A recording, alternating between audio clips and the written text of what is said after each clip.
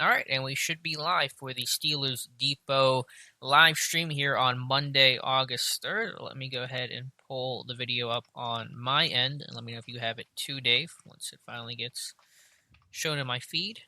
All right, we are back. Good to be back with you guys. Thanks, everybody who's here in the chat already. Already got some questions, which we're excited to answer. And as always, Dave Bryan is here. Dave, how you doing?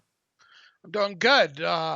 Very important day overall with what's happened on today. It might not seem like a big deal what all has transpired today, but long and short of it is that, we learned a lot today.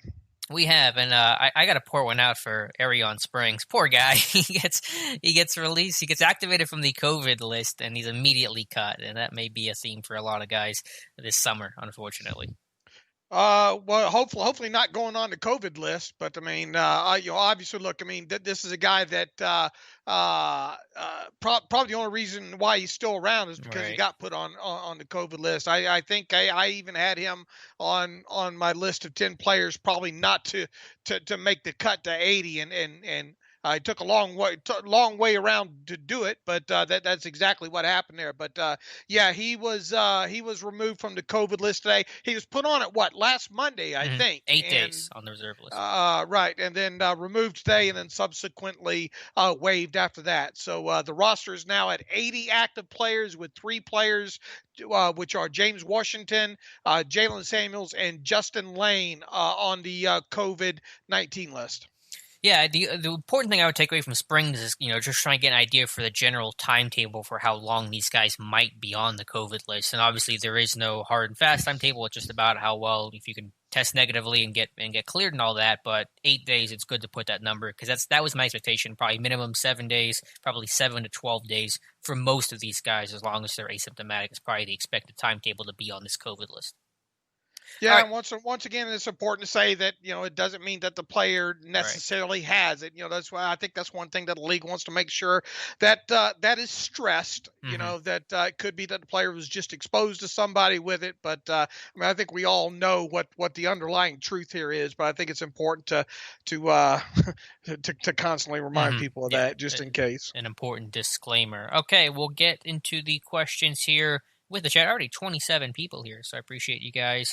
Real quick, let's do some quick housekeeping real quick here. And the fact with Ben Roethlisberger, once again, it's not monumental because I think we all knew it was coming, but to actually see him out there on the field throwing the football as part of drills today, like it or not, it's big news.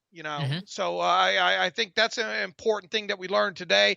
And the other thing, and it might not seem like a big deal, but and I just got done writing about this just a few moments ago before we got on here, is it does not look like the Steelers will start off with any players on the active PUP list. And that's quite monumental, really, when you think about it. Now, a year ago at this time, TJ Watt was the only player, I believe, that was placed on active PUP at the starting training camp with a hamstring injury. And I think it got a couple of days into August there before he was removed. But this is important from the fact that this appears to be a healthy team moving on into training camp now, and on top of it, assuming nothing's changed in the CBA, and I can't find that it has. Any player that were to get injured from this point forward would not be eligible to go on either of the PUP lists now, and I think that's an important distinction because people sometimes get caught up and think, okay, a player got hurt early in training camp, just put him on PUP. Well, once a player practices at training camp, he's no longer eligible for any of the PUP lists, whether it be active or reserve. So I think that's an important distinction to make here. And I can't see where today wouldn't have been that day for the Steelers to place players on that list had they needed to with them practicing or being on the field today. Absolutely good to have a healthy team, a veteran-laden team, all things that are going to be assets in a year unlike any other. Any other housekeeping, Dave? Or did we touch on everything we needed to touch on? I mean, we got all the cuts, waivings, are of course on the site from the other day and all. I don't think there was any surprises of the previous 8 players that were waived, right? Mm-hmm. Yeah, a little disappointed to see their highest UDFA in terms of a signing bonus, Josiah Coatney, the DN nose tackle from Ole Miss, getting cut. But the way Steelers have hit UDFAs, it's just kind of an unfortunate trend that continues.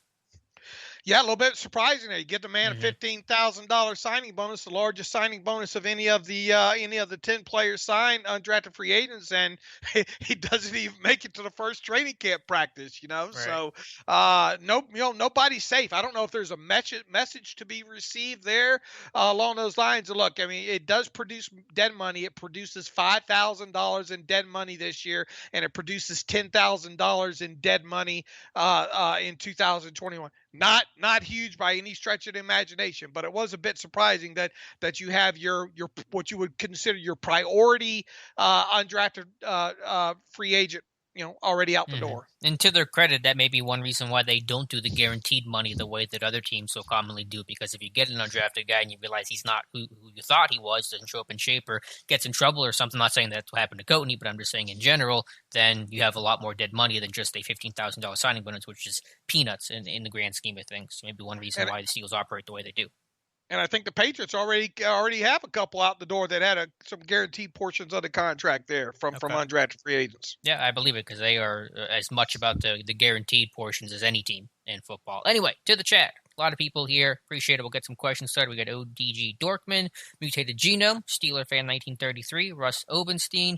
Porkins 26 will lead us off with questions today. Asks, what's our weakest position heading into the season? We had a running back depth, but need big years from Connor Snell. We lack some safety depth even after our recent addition. Tight end seems shallow too. Thoughts? Dave, I'll let you start this one. Weakest position depth wise. Or just in general, even just as what's our weakest position? Yeah. Well, weakest depth wise, I think is safety, and I realize they signed Curtis Riley, within this past week, or actually made it official today. But the deeper that you get into his tape, I don't know, I don't know about you, Alex, but there are warts all over the place in there.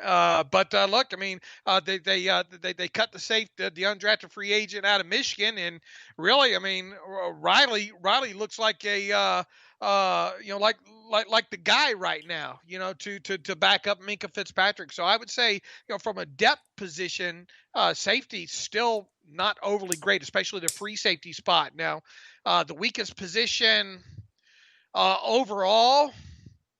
Oh, geez. I mean, you're not very deep at, inside linebacker. Man, I suppose you could point to that too. A couple of the positions that we've really pointed to most of the season here. So I would point to those two. Yeah, the good thing is I don't think there's any position overall, not just looking at straight depth, that's considered weak. I think it's a good roster across the board. There is no glaring weakness, and that's good. I would point to, a little bit of inside linebacker if you're looking at the group overall. Tight end is a question mark just because you don't have a whole lot of confidence. McDonald, what you're going to get from him, Ebron, what you're going to get from him. Do you really feel comfortable with those guys both playing all 16 games? There's a concern there. I go about the long-term future at the position as well. But I think depth-wise, safety is still a worry. And then the obvious one, I don't want to sound like every national media member here, but quarterback, just because I am not as confident in Mason Rudolph as a team appears to be. All right, let's see. ODG Dorkman, when do you think the Steelers will get a break with the salary cap, or is it just a sign of a good team? Dave, I'll let you interpret that question with getting a break. Read that to me again. He asks, when do you think the Steelers will get a break with the salary cap, or is it just a sign of a good team? Yeah, I would go with the latter there. Look, the Steelers are always one that want to try to spend cash and cap almost equally there. And, there's rules in the CBA up until I forget what the new percentage was, but in the old CBA, you have to spend over a 4-year period. I think it was 89% of total cash or of total cap allotment from the league has to be spent in cash over a four-year period. So, teams have to spend up to 89% of a 4-year total of what the total of the salary cap is for each team. So some teams choose to do that, almost really on a year-by-year basis. And the Steelers, are notorious. And also, look, when I like to call it sins of the franchise quarterback as well, too. When you have a franchise quarterback, constantly being in, rough right around the top 5 highest paid quarterbacks. And then you end up having to restructure his contract because of paying a lot of other guys on the roster, that you're giving second or third contracts to. That's where you get into the situation that you're in. It's a byproduct of trying to keep as many of your good players as you can. Now, part of that has resulted in the team obviously needing to restructure along the way, but it's all a byproduct, A, of a franchise quarterback, and B, trying to retain a lot of your own talent with high dollar contracts versus spending that money in free agency. I agree 100%. I think when you combine obviously having a franchise quarterback playing on a franchise quarterback-like contract and a team that is always all in, always trying to push for a Super Bowl, run, then you're going to be spending, and you're not going to be pinching pennies and trying to cut costs and trying to find ways to shed cap on your roster. You're just trying to find a way to go all in and hope this year's the year. So when you combine those two things, and that's the scenario the Steelers are in with a franchise quarterback on a big contract and a team that clearly is trying to win now, then you're going to be up against the cap, and that's how it goes. And again, I just want to remind the fans that had the pandemic not happened, of course, a thing you cannot plan for, the Steelers would not be in that bad of a shape cap-wise. It would not have been perfect. They would still have to lose guys that are expiring contracts for agents to be next season, but they would not be in this cap crunch that we're talking about right now. And obviously, look, if you go back to last year and all that transpired with the Antonio Brown stuff, I mean, yeah, that hurt. I mean, but they would have never done what they did with him, with the final restructure or whatnot, had they known he's going to go off the deep end like that. Now technically, this year I don't really consider them to be in awful shape this year. Right. Now, obviously, they had to restructure a lot of contracts to get to that point there. But I mean, let's face it, this team right now is built top to bottom to compete and compete for a championship this year. Now, obviously, we'll have to see how the season goes along, how NFL profits are, and what the ultimate salary cap number is in 2021. As I wrote already, look, I mean, the worst thing that can happen is the cap comes in at that $175 million floor. Mm-hmm. Everybody should be praying that it comes in much higher than that it was just low ball, worst case scenario expectations. But even if it doesn't, yeah, they're still going to have some challenges to overcome next February and March.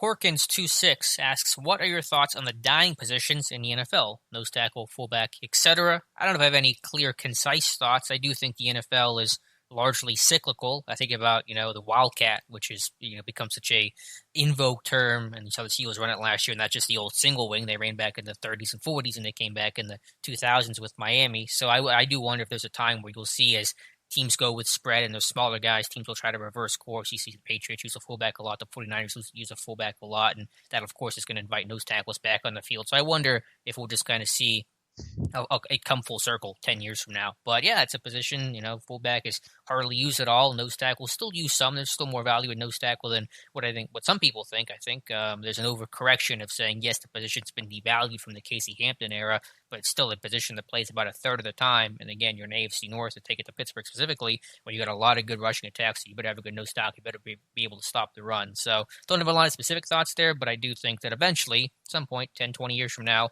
we'll see those positions kind of come back. Yeah, when offenses go big and defenses go big to try to match. And when defenses go big to try to match, offenses try to get lean and athletic. Mm-hmm. And then when defenses try to go lean and athletic, back in come the big boys on offense again. So it's kind of a game of cat and mouse. So, I mean, look, Steelers, have constantly been kind of using a fullback all these years. Obviously, they don't as much as they used to. But obviously the nose tackle dying. I don't think as far as the old school Casey Hampton pluggers, those might be gone for good. Right. Yeah. But the fullback, I think the fullback has a chance to resurface a little bit more prominent. Yeah, and you'll see it in Pittsburgh a lot more this year than you did last year. Obviously, with Nix's injury and bringing in Derek Watt, you will see him and should help out in short yard situations, because I believe the Steelers were last or close to last in short yard situations a year ago. Let's see. Dennis says hello. Hey, Dennis. Glad you're here. George Teston says, hey, guys. Love Steelers Depot. Thank you so much, George. Thank you. We love you. Mutated Genome, this is for you, Dave. Received the James Conner book last week. Thank you. Hope you're enjoying it, No, no, Mutated. thank you. Hope you enjoy it. It's a great book.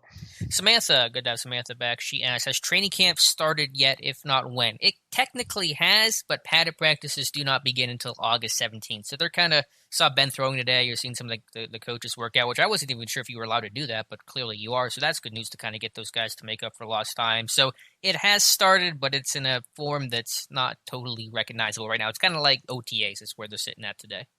Football in shorts and hats. At Heinz Field, too. Very bizarre. Yep. Pablo Martinez says hello. Hello, Pablo. Mutated Genome asks, so the defensive line should pick up where it left off last season with McCullers filling in for the departed Hargrave. Everything has finally come together for Big Dan, right? I don't know if that's sarcasm or sincerity, but it should be Tyson Alualu probably being your nose tackle. I had a video on that this morning for Steelers Depot that talked about why just McCullers. It's not really necessarily fault of his own, but just does not fit. As Dave talked about with the evolution of the nose tackle position, you have more one-gapping front overall and more aggressive attacking defensive line, run stunts. McCullers just does not fit. I showed examples of that. So should be Alu probably your day one nose tackle. Chad Weiss, the best thing about Mondays is the live stream. Well, thank you, Chad. It's very kind of you to say, oh, and I saw Samantha, you said disregard your last question, but I answered it anyway for you. Kaylin Clark, hello, Dave and Alex. I have a nerd question. That's what we're here to answer. I wanted to get in before I bore everyone. After this summer, I will finally have my master's degree in computer science and have my final class in web design. What are some of the technologies, frameworks, and programming languages that make Steelers Depot? Thank you both for everything you guys do. Dave? Learn PHP, brother. PHP and R. Learn R. But PHP, if you want to get into kind of the website of things. I mean, I know we use the WordPress platform, and that's all obviously PHP based. So everything that you can possibly learn about PHP and the WordPress platform, learn it. And once you learn it, holler at me. Yeah, please do, Kaylin. Appreciate the question. 52 people in the chat. Thank you guys for being here. If you have a question, please thank you. Comment it in the chat below or send a super chat, and Dave and I will answer it. We're here from 7 to 8 p.m. Eastern Time. David Kapoor says, oh, yes, Dave Bryan on a live stream. Dave, you got a fan. Thank you, David, for being here. Colin Goudet. Hey, guys. Thanks for the live stream. Morning at work in, I assume that's Australia, maybe Austria, but hopefully you can follow along. Thanks for being here, Colin. All right. And Russ says, all over the world. Got a really good crowd on hand today. I think we're kind of getting back in that football mode, even though it's still a little ways away with no preseason, but finally in August kind of turns the page into football season. Russ says hello to everybody. Hello, Russ. And Samantha says hello, and hope you're doing well, Samantha. All right, let me find the next question here. Dennis Sheridan, is Belichick trying to tank the Pats to get a number one in 2021? Too many opt-outs to make that random. Yeah, they're up to, I think, 8. Now, by far the most opt-outs of any team, and as the article I have up right now, the deadline opt-out should be this Thursday or Friday. The NFL is going to bump that timeline up a bit. I don't think Belichick's intentionally doing that. They have some exceptions, some high-risk guys like Marcus Cannon, who had cancer before, and that's the reason why he's opting out. But, Patriots, even after signing Cam Newton, now they're in a tough spot because they've just lost a lot of talent this year. They really haven't. And look, I mean, they're ahead of all this. It looked like their defense was going to be okay, be really good. Now, obviously losing Chung and who else they lost? Hightower. Hightower. I mean, those are big blows. Now, of course, they got a couple of younger kids that'll probably see a little bit more playing time. But this this isn't going to probably be the defense that originally thought it might be like 6 weeks ago or whatever. Because face the facts here. One thing you could say about the Patriots last season was they had a damn good defense, Now the offense, obviously, oh boy, well, what the changes and all like that. And, I think Cam Newton was the right guy for them to sign. But however, just the pieces that they're missing over there. Look, if Belichick can do it now, holy, you build him his own side of the Pro Football Hall of Fame. If he can take this team and win a championship with it, I mean, I don't know what else to say. He really will have done something. I don't think it's so much of them tanking. I wonder how much of it is just players say, look, I don't want to I don't want to go through all this BS with this COVID and stuff and stuff with Belichick this summer. A lot of them already have rings, right? True. So probably they just said to heck with it. And while the Patriots have by far the most players opting out, there are, by my last count, the number may have increased by then, 47 players in the NFL have opted out total. So it's most by far in any sport right now. Still a couple of days. I'm sure we'll see more by the deadline here at the end of the week. So while the Patriots have a unusually high number, it's not like they have 8 guys opting out and the rest of the league has 4. I mean, it's high numbers across the board. Show him the tackle that opted out today, and that's another one. And why I posted about it is because it's the Steelers play the Broncos in week 2 of the season. I tell you, somebody right now, one Trenton Watt, probably probably getting excited about the season started because he's going to back-to-back weeks 1 and 2. He's probably going to have. Some pretty nice, tasty meat across from him to go against. Yeah, Colbert's like, hey, can we pay you now, TJ? Because you're going to have like 11 sacks in the first 2 weeks. So, Jawan James, the Broncos right tackle, has opted out, and so I'm not sure who's going to be in. Do we know who's in place of James over there in Denver? No, they're speculating. I think I have it in the article there, don't I? Yeah, Wilkinson and Bowles at left tackle has been there. Yeah, I think the idea was those two were going to battle for the left tackle spot. Now it looks like one will be on the right and one will be on the left, and they're not very deep over there. I don't know how much hair Mike Munchak has left right now, but probably not a fun day for him. I wouldn't be surprised if maybe they go out and try to maybe sign somebody off the street. And Bowles had struggled. He's been a holding machine in Denver, too. So they weren't even good at tackle coming into the year. And then to lose Jawan James hurts them all the more. So, it could be rookie tackles in week 1 with the Giants and then some maybe younger guys in week 2 against Denver. And the other guy that I wrote about there, Wilkinson, he started off training camp on the PUP with him because he's coming off of off-season foot surgery. So it's going to take him a little while to get ramped up too. He can't be looking forward to week 2 having to go against Watt. Absolutely. All right, Suleiman Jelani asks, do you guys see any more low-cost free agents being brought in or low-cost trades done before week 1? I can never discount trades with Kevin Colbert. He is among the most active in the NFL when it comes to August deals, and obviously COVID and injury and illness can really make an impact for these things, probably more so for injury than illness in terms of making moves for the long-term future of the season. But it's still possible. It's hard to say who, especially after Curtis Riley being brought in. I still would not be opposed to bringing in a second safety, maybe a Marcus May, maybe somebody else. And then, of course, whenever injuries inevitably do happen, even with that preseason still going to happen and occur, you could see someone get brought in. So hard to say, but I'd be surprised if the guys on the roster today are all part of the 53 for week 1 against the Giants. All right, Blake Literal, I know you'll hate this question, but given all the potential cap issues, could we see an older guy with a high cap hit just retire to make room for all the free agents who will have to stay home?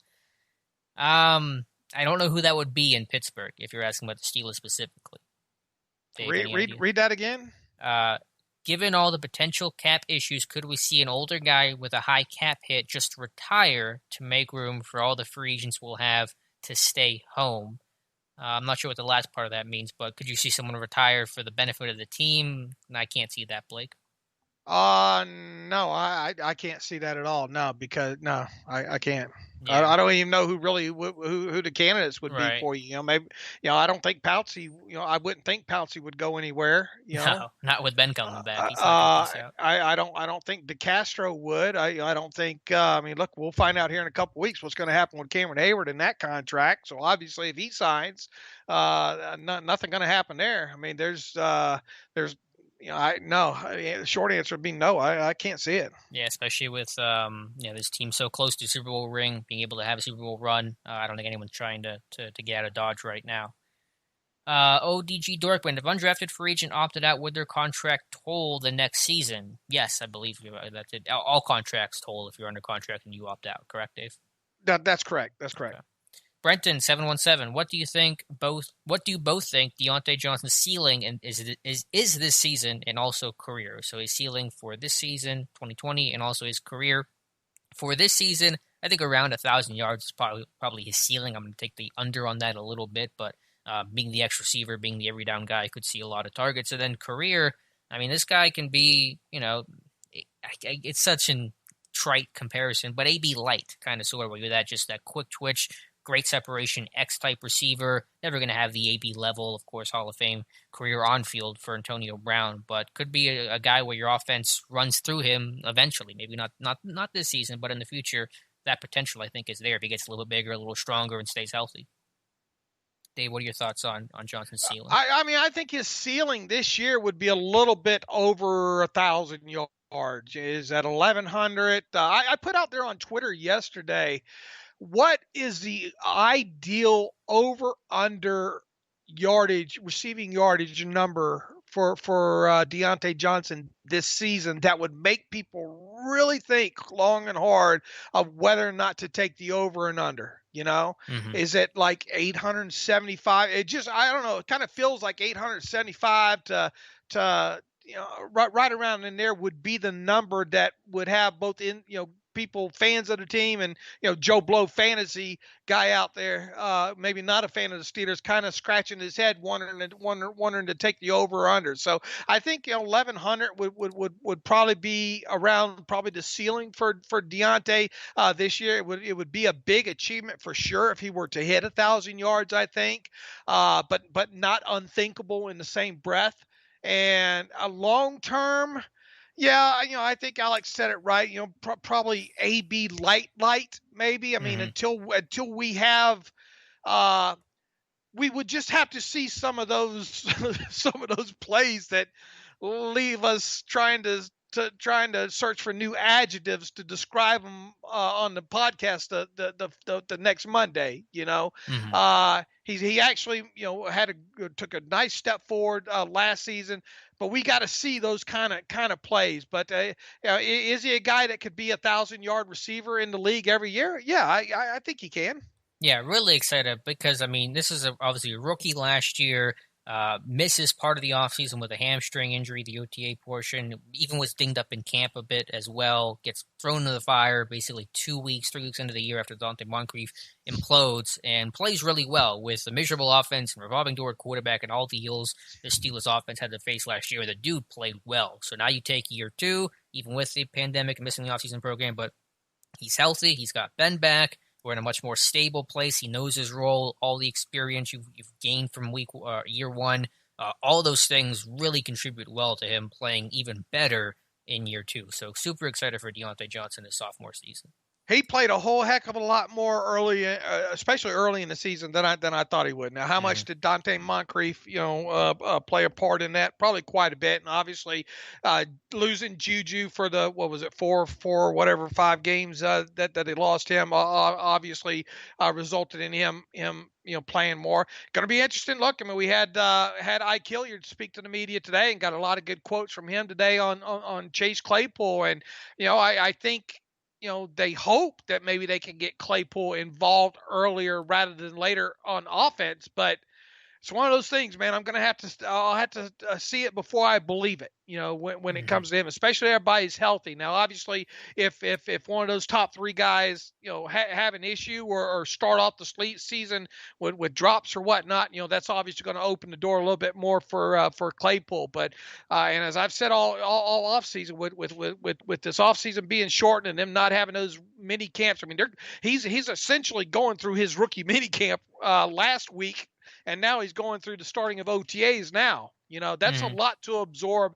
But Claypool does seem like a smart kid. So interested to see how quickly maybe they can get him exposure in the offense. Yeah, I know that Ike Hilliard did, as you mentioned, Dave, kind of talk up Claypool and said, we still basically expectations remain the same, which is good, set the bar high. But it is hard to see because it's hard to really honestly agree with that assessment because Claypool is so behind the 8 ball, missed so much time. Any rookies in that position, receivers already a tough position to make the jump to from college to the NFL, even in a normal season, no pandemic. So it's just going to be tough this year for Claypool. But some sub-package stuff, some situational stuff early in the year is going to be probably his wheelhouse. I agree. Look, I mean, there's like it or not, there's that Ben factor as well too. Yeah. So he's got He's got to get welcomed into the club. He's got to get that Ben Roethlisberger. One of the big things about Marcus Wheaton, it seemed like, not only injuries with him, but right from the get go and on into games. And yeah, I realize he had that 200 whatever yard game against the Seahawks, I think. But other than that, man, it constantly did not look like Wheaton and Roethlisberger were on the same page together, and that's going to be a big factor with Ben and Claypool. I think Ben likes guys out there that he can trust, that he knows that understand what they see across from him, where all he has to do is give that nod or that tug of that face mask, that typical Ben Roethlisberger high sign, and he knows what he's going to get on the other end. Mm-hmm. Yeah, I talked to former Steelers receiver DeMarcus Ayers like 2 weeks ago, and he said if you have Ben's trust, you're going to play. Simple as that. So Claypool can earn it. He's going to play. If not, then he'll have to sit. I like the tweet you had earlier, Dave, of that red zone fade to Claypool and just say, let's just run this and have Ben throw it there and let Claypool make a play.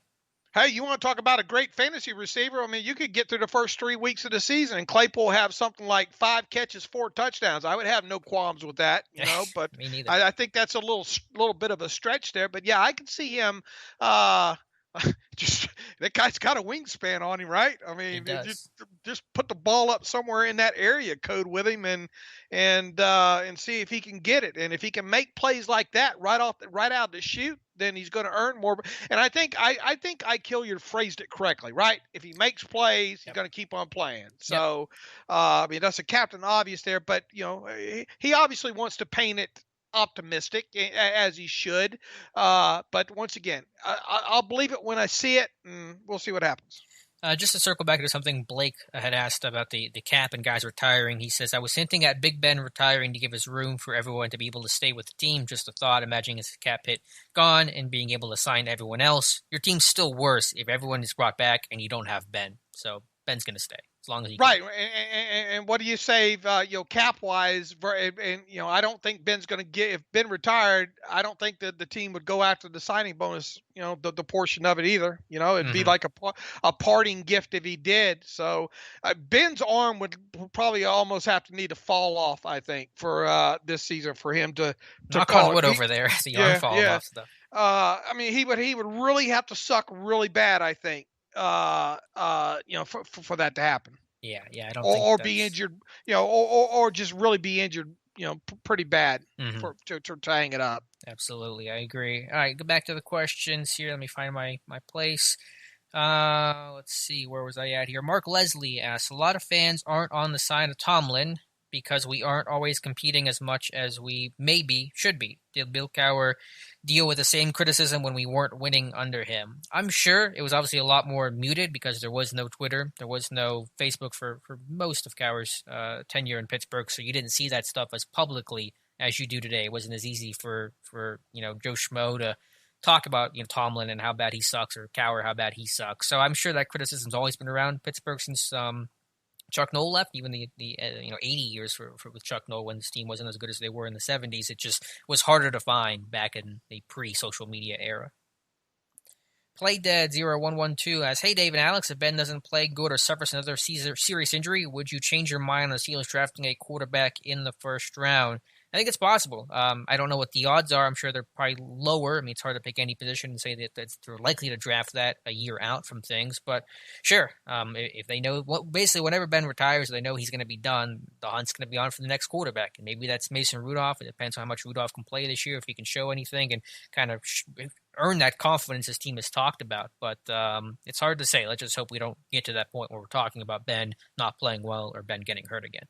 Until I have a reason to think it, as I've said all off now, I'm not saying that it won't happen. It just, from where I sit right now, I find it hard to envision them drafting a quarterback in the first round in 2021. You'd have to be, if you're going to get one in the first round, you better be up there a little ways anyway, or be willing to mortgage the farm to go up and get one. So I from where I sit right now, and that's even if Ben doesn't have a great season or gets injured, I'm having a hard time imagining him spending a first-round draft pick on a quarterback in 2021. Now, so when do you think that happens? In 2022 as the earliest? I think it could, yeah, in 2022. Okay. I would view that as the earliest. Okay, fair enough. Yeah, I think obviously if Ben's healthy and you want to just keep trying to win and go all in with him, then there's a lot of reasons to not go with that quarterback. But there's that battle between wanting to win now and trying to be proactive and trying to find someone for the future. It could also just depend on where they're picking. If they're picking 27th next year, probably not getting a quarterback at that point. So where they're at in the draft, the depth of quarterback classes, all those things are going to play a factor as in the evaluation and their decision making as well. And I hate to continue to bring it up, and we don't know how much longer the Tomlin Colbert regime, is going to be in. Heck, it might be 4, 5, 6 more years for all we know. But if Colbert's still in charge, I can't help but keep going back to what he said, about after when they drafted Ben Roethlisberger. The plan was, it's hard to imagine thinking back on it now, but the plan was for Ben Roethlisberger to be the number 3 quarterback that year. Behind Maddox and Batch. Right. I mean, that was the Colbert would tell you that was what the plan was right from the start, was for Roethlisberger not to have to play a lick in 2004. Now, injuries obviously changed that in a hurry. Batch during the offseason with knee, and then obviously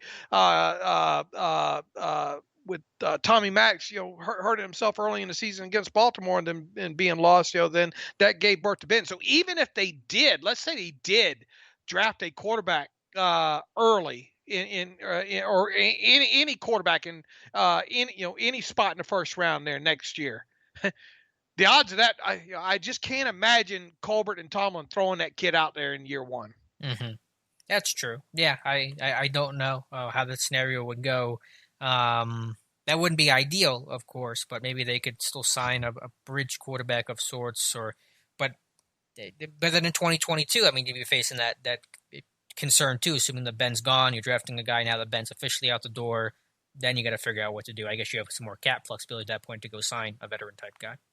Yeah, you'd probably have a mid-level guy come in and, be your Tommy Maddox, if you will. Yeah. For a little while. Look, I lived through that. I saw that time from after Bradshaw on. You don't people take things for granted when you have a franchise quarterback. I'll just leave it at that. Amen to that. We got a super chat from ODG Dorkman. Says, thank you. This show encourages me to be a better fan, stay up to date, listen to all podcasts. We'll join the website. We need membership badges. Thank you so much for the kind words. I don't think I'm even eligible for membership badges. I think you have to hit a certain threshold. I don't think I'm at right now, so I don't believe they're available, sorry to say. But thank you so much for being a good supporter of the stream and the website. All right, let me scroll up here, get back to the questions. About 20 minutes left before the Pens game and before our live stream ends, so feel free to ask a question in the comments below. Slideshow Bob asks, how do you think they're going to handle the cap space considering a lot of people need to be signed next offseason? They're going to have to lose a lot of guys. There's no getting around that. This roster will look very different at key areas this time next year.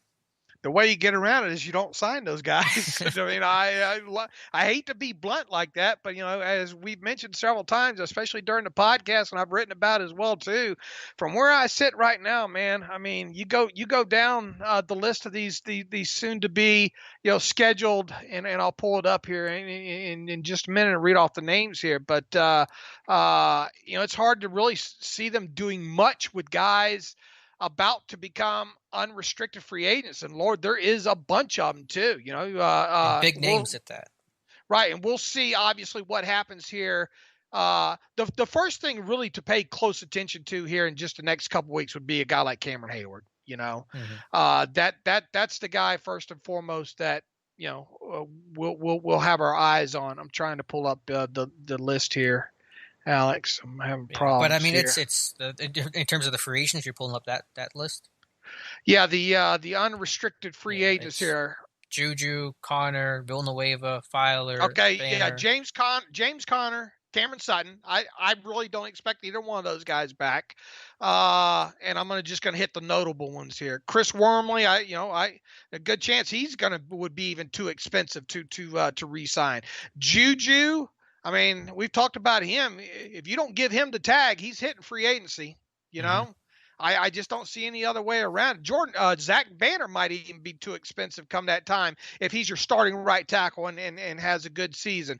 Mike Hilton, Matt Father, both those guys are on our restricted tenders this year and earning over $3.2 million a piece. If those guys play like you hope they want them to play, then both those guys are going to fly the coop. Alejandro Villanueva, his age is the thing that's working against him, along with him being a semi-quality starting left tackle in the league. Hard to see him back. Bud Dupree, gone.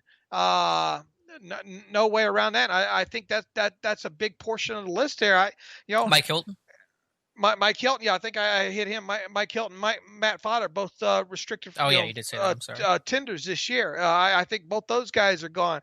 At best, I think maybe you can sneak in a Cameron Sutton or something like that. But if a lot of these guys enter this season not extended, which is probably going to be all of them, then all of them maybe sans Juju unless you put the tag on him, and even that's going to be a stretch trying to find the money to be able to do that, are all probably going to hit free agency. And once those guys hit free agency, the good ones usually go. Yeah, they're going to have to lose a lot of those guys. I mean, I don't think they'll lose everybody. Hopefully not. I mean, maybe I think a Cam Sutton could return, maybe an offensive lineman, because you'd hate to lose all those offensive linemen. So if you could retain out of that Filer and Sutton and maybe Juju on the tag, then that might be like a best case scenario, even as devastating as that would still be for this team. And people say, well, Steelers. I read a silly post the other day saying Steelers should extend Cameron Sutton now. Well, you might want to get Cameron Sutton's opinion on this as well too. Cameron Sutton would be absolutely out of his mind bonkers to sign a cheap extension right now. Yep. Because he's hardly played, and who knows what this season holds for him.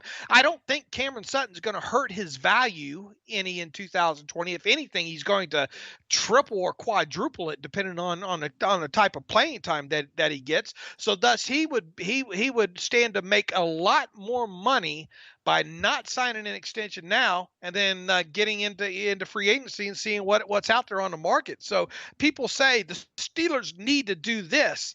They're forgetting about the player has a say in this as well too. So no, I don't think. And if I'm Cameron Sutton and I'm his agent, I'd tell him, hell no, you're not signing a cheap extension right now. Right. Takes two to tango. I mean, Sutton, there's a good chance he's going to start and probably play more this year than last year, whether that's through injury or illness or whatever the case is. I mean, you're not going to do a deal now when you know your value is going to be much higher, potentially higher next season. So no good reason for him to do no good reason for any of these guys to do an extension right now outside of Cam Hayward. You would be correct, sir.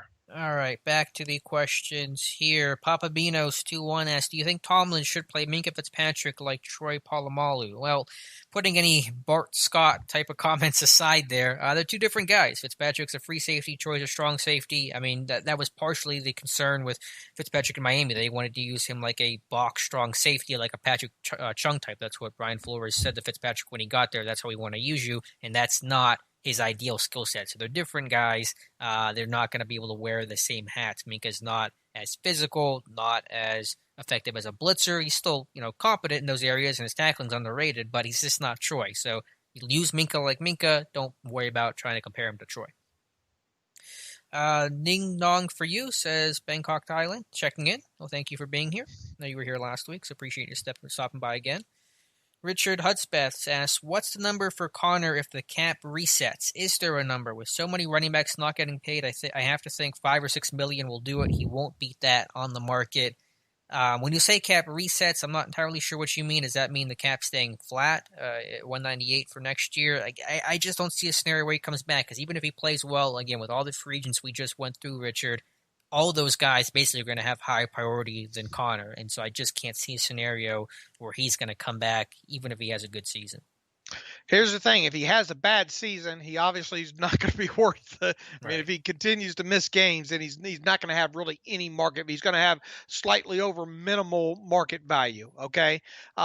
If he has a bounce back season like we all hope somewhat similar to 2018. And by that, I mean, we're talking about, I don't know, 1,400 total yards from scrimmage, 8 or 9 touchdowns, 220 something total touches of the football, somewhere along those lines. That he's going to his market value will be, whatever it is, it'll be more than the Steelers will be able to afford, because they're just not going to pay that kind of money, whatever that money is, his high market value for a player like that at a fungible position with his history. I don't think so. Really, to me, there is no number really. I mean, the only way I envision James Conner coming back to the Steelers in 2021 would be on a minimum salary, kind of a low minimum deal, and that's because his 2020 season was a disaster. Yeah, so yeah, good season, bad season. Just don't see the math working for him in Pittsburgh right now, unless he's able to. You hate to see it. He's the type guy, he's the type kid that you just wish, him and Juju both, you just wish they could, hang around for 15 years. But, the business of the NFL just nowadays just won't let that happen, especially if you're a running back. Right. I mean, hometown kid, fan favorite for sure. Unless he had a really good year and was still willing to take a deep discount, which he probably wouldn't, to stay in Pittsburgh, I just really can't see a scenario given the cap situation where he's going to come back in 2021. Let's see. Hot Dog Bun 96 asks, can players opt back in, like if COVID goes away in a few months? I'm 95% sure, unlike baseball, they cannot opt in once they've opted out. Is that correct, Dave? That's my understanding of it. Okay. Yeah, so baseball, you can opt in. That's how Nick Markakis of the Braves do. But football, once you decide to opt out, you cannot come back in. Sully Mangelani, outside of Ben, who is someone the Steelers cannot afford to go down for a long period of time on offense? That's a good question. Considering what happened last year, you saw so many guys go down and get hurt. Besides Ben, because he's the obvious one, probably DeCastro, Villanueva. If Villanueva went down, I don't know what you're going to do at left tackle, because you're just trying to figure out right tackle right now with a core 4 and Banner, let alone the left tackle spot. So, offensive lineman, probably either DeCastro or Villanueva would kind of be where my head's at there. Yeah, I'd hate to say, I'd hate to think about life. And look, Pound, I mean, at least with Stefan Wisniewski, you got a little bit more. You probably have a more veteran center capable type than you've had for a while, right? Yeah, I mean, I think he's comparable to Finney. But yeah, I mean, obviously losing Pouncey would suck, but you could probably get through it. They've done it with Finney in the past. You got Wisniewski, a veteran guy. I think you can stomach that better than you could losing Villanueva and having an unknown at left tackle. What would you be more willing? And this is, you want to talk about a death wish? Which one would you be more willing to stomach? Losing DeCastro and having Dotson take over there, or losing Villanueva and have Chooks or Banner take over there? I mean, neither is good, because can Wisniewski be my option instead of Dotson at right guard? I just hypothetically. Oh, sure. You can have either one. Yeah, I think I would rather. Not that I want to. I would rather. It's a heck of a death wish, right? It is. Stab me in the back or shoot me with a gun is kind of what you're getting at. But I would rather lose to Castro, just because to have that unknown at left tackle with my franchise quarterback who's 38, coming off elbow surgery and all these great pass rushers in the league. I mean, I know Core 4, you know a little bit more about him than you would a Dotson, but at least Dawson's still that road grader in the run game. I think he could still make it work there. Pass pro is a different story, but I just can't lose a left tackle to protect my 38-year-old quarterback. Boy, people just don't give Villanueva the respect. I saw PFF did today. Yeah, that was good. But for the most part, boy, people, I don't know what it is about fans and Villanueva, man. This is the best left tackle the Steelers have had since, I don't know, Marvell since when? Smith? Marvell Smith? Yeah, probably. He's better than Calvin Beachum, yeah, for sure. And heck, I mean, the things he's doing now, that snatch and all like that, I mean, I gotta go back and watch some Marvell Smith film, but Villanueva's been, Villanueva's been impressive. I'll put it to you that way. And yeah, they all have their kryptonites. Yeah, but he has overall been impressive, and I just don't think the majority of the fan base gets that. Yeah, I had him down for 2.5 sacks last year. That's it. Over 16 games, allowed 2.5 sacks with the competition he faced. Pretty good overall. Playdead0112, Alex, I'm with Dave. No way the Jets let Marcus May go for a 6 after trading Adams. That's fair. I guess I should frame it as that's what I'd be willing to trade because this team does not have a 5th-round pick, and I think a 4th-rounder is too rich. But I think they would still be willing to let May go because they know they're not going to win this year. They traded Adams. C.J. Mosley opted out. May's in the last year of his contract. They got Bradley McDougall, a safety in that trade for Adams. They still have a safety. They drafted Ashton Davis. I'm not saying that's what it would take. Maybe he would be higher than that, but that's what I'd be willing to give the Jets is a 6th-round pick for Marcus May. Yeah, I think they'd be silly to part with him for anything less than a 5th. And that's where I'm at on May. That's fair. Yeah, I think the fact he's in the last year of his deal would I like hurts. him in Pittsburgh? Absolutely, yeah. I mean, we've talked about him, quite a bit. I think for you to have his name on that list right out of the chute, earlier in the offseason, absolutely kudos. He matches. I just think, and look, I mean, the Jets do silly stuff, right? Sure. Boy, you want to talk about they gave did you see the thing on Quincy and one catch for -4 yards on that contract? Oh my goodness! And then they part ways with Winters too. Yeah, released Brian Winters yesterday. Or 2 days ago. Geez, and I think I read something else. That whole offensive line is going to be different this year. Not that that's a bad thing, I don't think, with them, but to have all 5 new moving pieces on a season with no OTAs or anything like that. I mean, that's going to be a rough start for Mr. Le'Veon Bell, I think, to start off with there. But, nothing's impossible, as I like to say. But I'll just be surprised if they part with May for anything less than a 5th. Right. So train coming, I apologize. I have to deal with it. It's quieter train this time. Thank you very much, Mr. Train. They're crazy over there with the Jets, and good luck Bell, and good luck Sam Darnold. And I think Brian Winters is now with Buffalo, so he stays in the AFC East. That's going to come back to hurt him. Mm-hmm. Chris Belak, Alex, how much time do you think Brooks McFarland will see with Brooks? Again, he's got to make the 53 first. He's certainly no lock to do that. And if he does make the team, special teams only, I think he actually become pretty much a core guy early on in the year, but definitely running down kicks and punts, he'll have the ability to do that.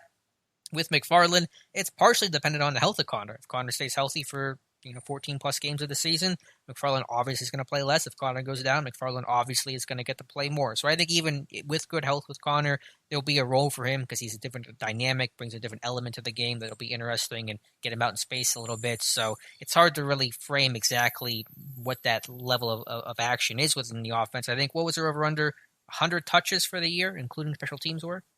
Is that what we had, 75, 100? Yeah, McFarland? Yeah, McFarland. Yeah. Yeah, so I think if everyone stays healthy or relatively healthy, probably seeing 75 to 100 touches this year, and obviously someone gets hurt, that number could come up quite a bit. How deep have you gotten into the Smallwood tape? Not a whole lot. I saw you were doing it, so I was kind of been looking at your posts and where you at right now on Wendell Smallwood.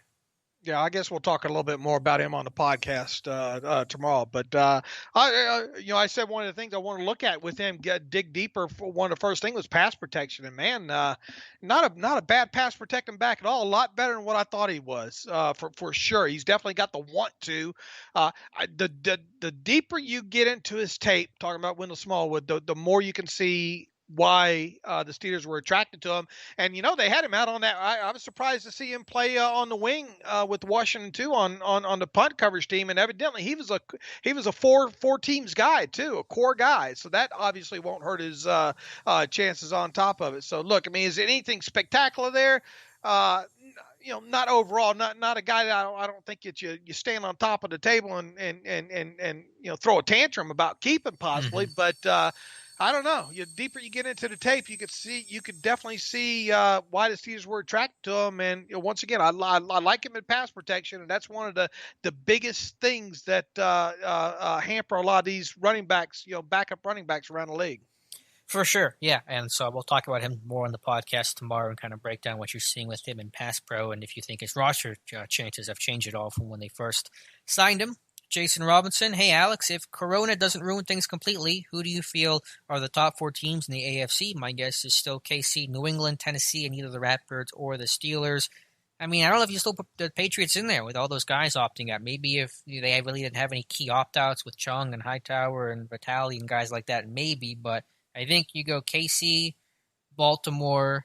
You could still argue Tennessee, and then Pittsburgh. I think could be up there too. So I don't have a great ranking. I have not thought about it a whole lot clearly, but I think the Pittsburgh Steelers are right up there. I'll still defer to Baltimore because they are the reigning AFC North champs, and they didn't really lose a whole lot this offseason. I think they got better this offseason, to be honest with you. But yeah, it's they're all right up there for top in the AFC. Mike Cantwell says, y'all are awesome. Keep up the great work. Thank you, Mike. I appreciate it. We're here for a couple more minutes. David O says, keep doing what you do. Thank you, David O. Levi Garcia, Alex, why was Nelson so underappreciated? He had better stats than basically everyone, but yet Gilmore got defensive MVP. Probably comes down to interceptions, because they didn't throw to Nelson as much last year. He comes away with just one interception, which was a tip pass in, I think, that Bills game, if I remember correctly. And so when you're a corner that's not already known as like a lockdown guy, like an old Nnamdi Asomugha, for example, and you don't have a lot of interceptions, you kind of get overlooked. So that's just how it was for Steven Nelson. Had he had 5 or 6 picks like a Gilmore, which I think Gilmore had several interceptions, or Joe Hayden, you'd probably hear his name called a little bit more than it is right now. George Teston, if they start postponing games like baseball, how will the NFL make the games up? Do they extend the season in April or May? George filed that under good questions to ask and above our pay grade. It's not like baseball where you can do doubleheaders. They would have to extend the season or just cancel those games, and some teams will either shorten the season for everybody or have some teams play, 14-game season. Some teams are playing 15 games, kind of like what baseball seems to be doing right now, but I just don't have a good answer for you, George. I'm sorry. Yeah, look, I guess the only positive about it is you only play one game a week, Right. So it's also a negative, though. You only play one game a week, so if you can't play it, then you're in big trouble. Yeah, and what would you go down to for a minimum of a season? I'm just guessing here. What would qualify as enough to even have a season? 12, 3/4 of the year. 10, something like that, and then you have to worry about the playoffs. So, look, I mean, it definitely. The Cardinals had how many more players or something today? I forget, 5, 6, 8. I forget what the number was. Was a significant number though. Yeah, look, I mean, they've got to get better, that's for sure, and it just goes to show you life outside the bubble and all like that. Hold your breath, folks. That's all I can say. I mean, yeah. I don't have any good answers really, other than that. I'm quickly pulling up the NL East standings just because of how weird they look in this year. The Braves at first and 7-3, the Marlins at second at 2-1, Nationals 3-4, Phillies 1-2, and the Mets are 3-7. So could the NFL see something like that? Who knows? It's not looking too good right now. You know what? What if you lost your quarterback? I mean, that you want to talk about a huge blow. At least in baseball, one guy. I mean, obviously it hurts, but it's if you lost your quarterback, that's huge. What if you lost them all? What if there was an outbreak in the quarterback room? Yeah. I mean, how do you overcome that? I can't above my pay grade. Jesse Robles Jr., I've heard you say before that when the Steelers seem to always know when to let players go when on the decline, you think the Steelers know this might be Cam Hayward's peak year and might start declining. If this is his peak, he has not shown any signs of decline. He's only 31. He's in the prime of his career. I'm still locking up Cam Hayward long term. I mean, is it possible? Yes, but I mean, this guy. I mean, look, just turn on that Indianapolis Colts tape from last year. That's all you got to do. Just turn on the all 22 from that Indianapolis Colts game, and you tell me where you think Cameron Hayward is at in his career, and go from there. I think he's got at least 3 years left in him, and if that's the case, then I think he's worthy of an extension there. So I know there was that report by Fowler this past week saying, Cam's, they don't know where they're at, blah blah blah blah. It seemed like we heard kind of the same thing about the Castro a couple of years ago, didn't we? And a deal magically got done, or was it Hayden? I think it was both, actually. Okay, yeah. Oh, we're not sure they're going to, two sides going to get things done, and then they get things done. So, I have no reason to believe that it won't get done yet. I mean, once again, is it possible that they don't get it done? Absolutely, but. Man, I'm having a hard time imagining a 2021 Steelers team without Cameron Hayward manning that defensive line. Yeah, I am too, especially knowing all the other guys you're going to lose this year or going into next year. You don't want Hayward to be added to that list. So, yeah, to me, that Fowler report was just his agent talking, his just agent trying to fan the flames, trying to turn up the heat on the Steelers a little bit. I still am very confident a contract extension will happen before the start of the 2020 season. Let's see here. Face Windu, how will the bubble work in the NFL? It won't. There is no bubble for the NFL, not in the way that the NHL and NBA is doing it. I know like the Saints kind of have a quasi-bubble thing going on where they're all in a hotel. Or something? Yeah, something like that. But the NFL does not have an official bubble, no centralized location. So MLB doesn't either. We see how that's going in baseball. NFL, a lot more players than baseball. So we'll see if this thing works. But there is no NFL bubble. Russ asks, Alex, are they going to allow you to attend any training camps? No, unfortunately, I will not be at training camp this year unless they happen to have something open to fans, which I highly, highly doubt at this point.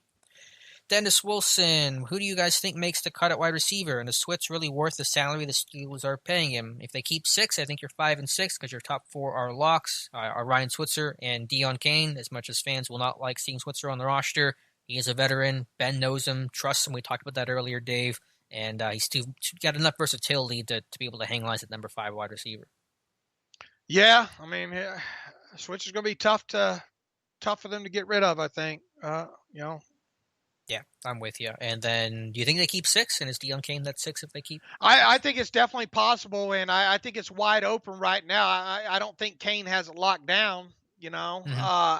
I honestly think people overrate him a little bit more than they should based on just the limited play last year. But I mean, obviously he's going to be up there on the depth chart because of being there last year. That's not going to hurt his chances at all. He's going to have an inside track on it, for sure. But I don't think he's the lock that some people might make him out to be. Put it to you that way. That's fair. I think if he makes it as a number 6.